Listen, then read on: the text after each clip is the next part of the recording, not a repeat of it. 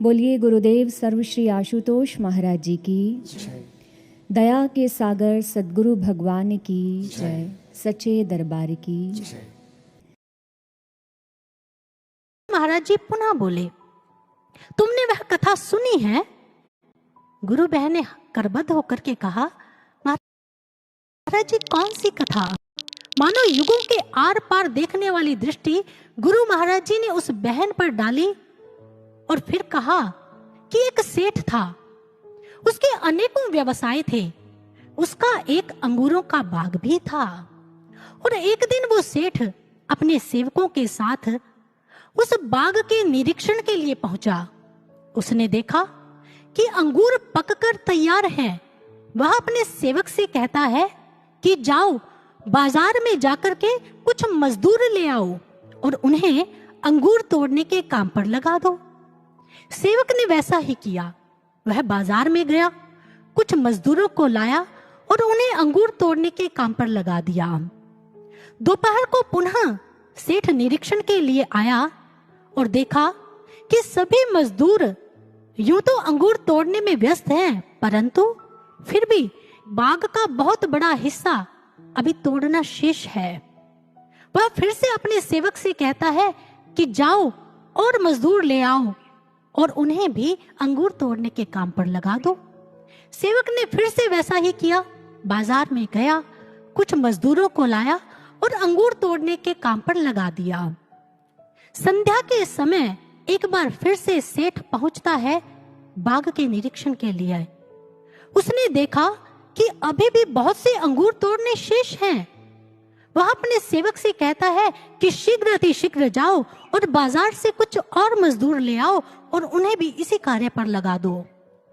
सेवक जाता है, लेकिन जब तक वह मजदूरों को लेकर के वापस आता है तब तक शाम ढल चुकी होती है। बाग में काम करने का समय समाप्त हो चुका होता है। अब बारी आती है मजदूरी देने की। सेठ सभी मजदूरों को एक स्थान पर एकत्र कर लेता है और सबको समान वेतन वितरित कर देता है। जैसे ही सभी मजदूरों ने यह देखा, जो मजदूर प्रातः काल से परिश्रम कर रहे थे, अंगूर तोड़ रहे थे, उनमें से एक मजदूर ने शिकायती लहजे में कहा कि ये आपने क्या किया? सबको समान वेतन दिया। हम तो प्रातः काल से ही अंगूर तोड़ने के कार्य में परिश्रमरत हैं। और चलिए मान लेते हैं कि जो मजदूर, जो लोग दोपहर को आए, उन्होंने थोड़ा बहुत परिश्रम किया, कुछ अंगूर तोड़े, परंतु जो लोग शाम ढल जाने पर आए, उन्होंने तो एक अंगूर भी नहीं तोड़ा।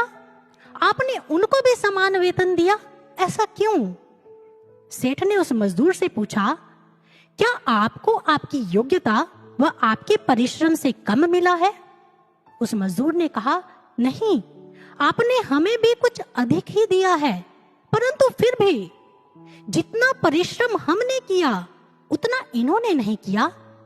तो सेठ कहता है कि मैं आपको इसलिए नहीं दे रहा हूं कि आपने मेहनत से कमाया है, मैं इसलिए दे रहा हूं क्योंकि मेरे पास आधिक्य है और मेरे पास देने की प्रबल इच्छा भी है।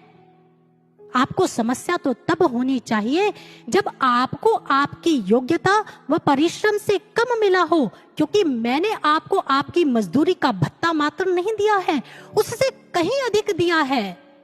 गुरु महाराज जी ने यह कहानी सुनाई, यह कथा सुनाई और उस गुरु बहन से पूछा, समझ आई तुझे बात? गुरु बहन ने स्वीकृति में सिर हिलाया और फिर गुरु महाराज जी उस गुरु बहन से कहते हैं कि गुरु की अवस्था भी कुछ ऐसी ही होती है। गुरु भी अपनी देने की आदत से मजबूर होते हैं, क्योंकि उनके पास भी देने के लिए आधिक्य है, परंतु समस्या तो तब होती है जब उन्हें देने ही ना दिया जाए। फिर तो गुरु की ऐसी स्थिति हो जाती है जैसे एक नर्तक के पग में घुंघरू बंधे हों और उसे नाचने ना दिया जाए, हृदय में गीत मचल रहा हो लेकिन गाने ना दिया जाए। हम तब बहुत असहज हो जाते हैं जब हम दे नहीं पाते हैं। और सत्य है, गुरु जब देने के लिए निश्चय कर लेते हैं, गुरु जब देने के लिए ठान लेते हैं, फिर वो शिष्य की योग्यता व पात्रता का अवलोकन नहीं करते हैं, वह बस अपने शिष्य के ऊपर लुटा देते हैं। यदि किसी ने 100 रुपए का कार्य किया और 100 रुपए ही दे दिए गए, यह तो मेहनताना हुआ, कृपा नहीं। कृपा तो वह होती है जिसमें कुछ भी आंकलन किए बिना बस दे दिया जाता है, और गुरु भी हमारी योग्यता अयोग्यता का आंकलन किए बिना ही हम पर सर्वस्व लुटा देने के लिए तत्पर हो जाते हैं। क्योंकि गुरु हमसे व्यापार नहीं करते हैं, गुरु हमसे प्रेम करते हैं, और प्रेम में वो योग्यता अयोग्यता, पात्रता अपात्रता, गुण दोष, पाप पुण्य व स्वच्छ मलिन का भेद नहीं करते हैं। बस वो खुले हाथों से अपने शिष्य के ऊपर अपना सर्वस्व लुटा देने के लिए तत्पर हो जाते हैं, सज्ज हो जाते हैं। और जब शिष्य की झोली गुरु के द्वारा प्रदत्त नियमितों से भर जाती है, तो फिर शिष्य का कंठ नेति नेति कर गुरु की महिमा गान करने के लिए तत्पर हो जाता है।